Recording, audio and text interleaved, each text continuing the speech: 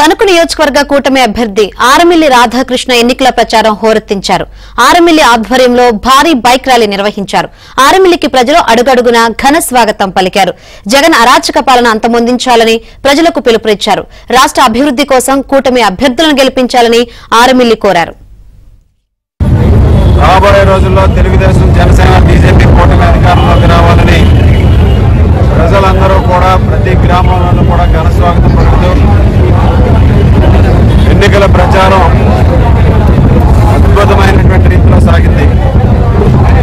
మరొక 24 గంటల సమయం మాత్రమే ఉంది. తణుకు నియోజకవర్గ ప్రజలు, రాష్ట్ర ప్రజలందరూ కూడా ఆలోచించి ఒక మంచి నిర్ణయం తీసుకోవాల్సినటువంటి అవసరం ఉంది. 5 సంవత్సరాల దుర్మార్గమైనటువంటి పరిపాలనని, అరాచక పరిపాలనని అంతమొందించడానికి ఇది ఒక సువర్ణ అవకాశం. త్వరలో మన యువత భవిష్యత్తుని కాపాడే విధంగా మన ఆంధ్రప్రదేశ్ రాష్ట్ర అభివృద్ధిని ముందుకు తీసుకెళ్లే దిశగా ఆంధ్రప్రదేశ్ రాష్ట్ర ప్రజల సంక్షేమానికి